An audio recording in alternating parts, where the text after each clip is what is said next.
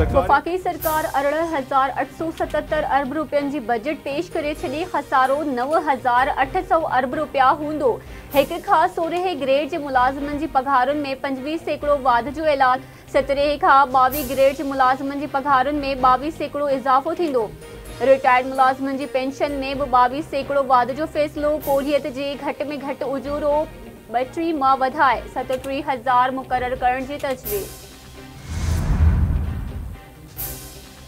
Petroleum शयूं वधीक महांगियूं थियण जो इम्कान आहे। वफ़ाकी सरकार पेट्रोल ऐं डीज़ल जे फ़ी लीटर ते पेट्रोलियम डेवलपमेंट लेवी 60 मां वधाए 80 रुपया करण जी तजवीज़ ॾेई छॾी। लाइट डीज़ल ते PDL 50 मां वधाए 75 रुपया कई वेंदी। गासलेट ते PDL 50 रुपया बरक़रार रखण जो ऐलान। सेल्स टैक्स, इनकम टैक्स ऐं कस्टम ड्यूटी जी मद में टैक्स छूट ख़त्म। नॉन फाइलर्स, रिटेलर्स ऐं होलसेलर्स ते एडवांस विद होल्डिंग टैक्स लॻाइण जो ऐलान।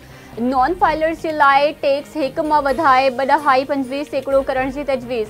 टेक्सटाइल ऐं चमड़े जी शयुनि ते लागू सेल्स टैक्स 18% कई वेंदी। मोबाइल फ़ोन्स ते 18% टैक्स लॻाइण जी तजवीज़।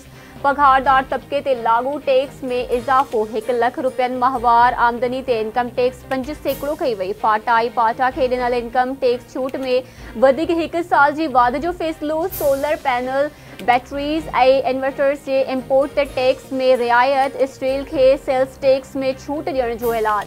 हाइब्रिड गाॾियुनि जे इम्पोर्ट ते कस्टम ड्यूटी जी खोट ख़त्म कई वई। टैक्स उगाड़नि जो हदफ़ 13,000 अरब रुपया मुक़ररु।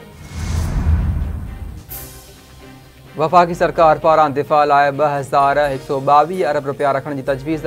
वफ़ाकी तरक़ियाती बजट लाइ 1,400 अरब रुपयनि जो काथो लॻायो वियो। PSDP लाइ 1,400 अरब रुपयनि जी बजट रखी वई। ज़राअत लाइ 50 अरब रुपया रखिया विया। तवानाई वारे शोबे लाइ 800 अरब रुपयनि जो काथो हूंदो। कर्ज़नि ते व्याज जी अदायगी जे लाइ 9,775 रुपया मुक़ररु। बेनज़ीर इनकम सपोर्ट प्रोग्राम जी रक़म में 27% वाध। वधीक 5 लख कुटुंबनि खे शामिल करण जो फ़ैसिलो। BISP लाइ 597 अरब रुपया रखण जो ऐलान। BISP तहत स्किल डेवलपमेंट प्रोग्राम शुरू करण जो फ़ैसिलो। ई-बाइक्स जे लाइ 4 अरब रखण जी तजवीज़। घटि तवनाई वारनि पखनि जे लाइ 2 अरब रुपयनि जो काथो लॻायो वियो। वफ़ाकी बजट में सब्सिडीज़ जे लाइ 1,363 अरब रखिया विया। मीडिया वर्कर्स ऐं सहाफ़ियुनि लाइ हेल्थ इंश्योरेंस जो बि ऐलान। मुल्क बहरान वारी सूरतहाल मां निकिरी चुको आहे। जटाधार तरक़ी सफ़र जी शुरूआत थी चुकी आहे। समर आवाम ताईं पहुचाईंदासीं। बहितर मुआशी हिकमत अमलीअ जे करे महांगाईअ में नुमाया घटिताई थी आहे। ईंदड़ ॾींहनि में महांगाई में वधीक लाथ अचण जो इम्कान आहे। इक़्तिसादी तरक़ीअ जी शरह 3.6% रहण जी उमेद आहे। सियासी में ऐं मुआशी मसइलनि जे बावजूदि अघु भराई मुतासिर कंदड़ रही आहे। नाणे वारे वफ़ाकी वज़ीर मोहम्मद औरंगज़ेब जो क़ौमी असेंबली में बजट इजलास खे ख़िताब। संदसि चवणु आहे त माज़ीअ में रियासत ते गैर ज़रूरी ज़िम्मेवारनि जो भार विधो वियो। हुकूमत कारोबार नथी करणु चाहे। निजकारीअ खे तरजीह ॾियणी पवंदी। PIA खे ख़ानगी शोबे में आंदो पियो वञे।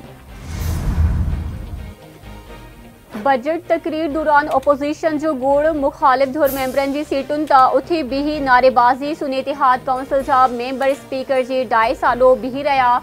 बजट दस्तावेज़नि जूं कापियूं फाड़े छॾियूं।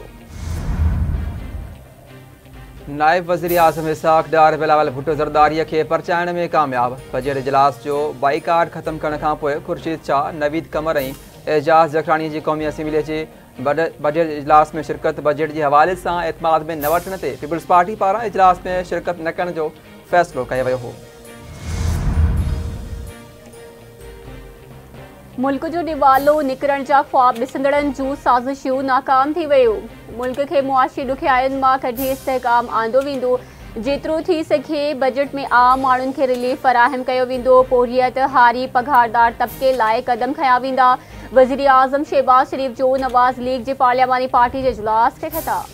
सिंध सरकार 14 जून ते अवाम दोस्त बजट पेश कंदी। बजट में बोर मुतासिरनि लाइ सभु वॾी रक़म रखी वई आहे। बोर मुतासिरनि जा जेके घर न ठही सघिया उन्हनि जो कमु जल्द शुरू कयो वेंदो। सिंध में 21 लख खां वधीक सिंध सरकार बोर मुतासिरनि जा घर तामीर कराया आहिनि। सूबाई वज़ीर नासिर हुसैन शाह जूं कराची मीडिया सां ॻाल्हियूं। संदसि चवणु आहे त ईंदड़ बजट में 200 ॻोठनि खे सोलर सिस्टम ॾियण जी तजवीज़ ॾिनी वई आहे। सिंध असेंबली जो इजलास सवालनि जवाबनि जो वक़फ़ो। सिंध जे सरकारी स्कूलनि में ॿारनि खे पीअण जो साफ़ पाणी मिलंदो आहे। मुखालिफ धुर अखबार अली खुर्शीदी सूबाई वज़ीर सरदार शाह का सवाल। 14,000 खां वधीक स्कूलनि में पीअण जे साफ़ पाणी जी सहूलत नाहे, ॻोठनि में बि पाणी जो मसइलो आहे। कोशिश आहे त सोलर ते हलंदड़ पंप जी सहूलत ॾियूं त जीअं पाणी जी ज़रूरत पूरी थिए। तालीम वारे सूबाई वज़ीर सरदार शाह जो जवाब। ICC T20 वर्ल्ड कप में भारत ऐं अमेरिका विच में मुक़ाबलो जारी। अमेरिका जी भारत ख़िलाफ़ बैटिंग। भारत पारां टॉस खटे फील्डिंग करण जो फ़ैसिलो कयो वियो।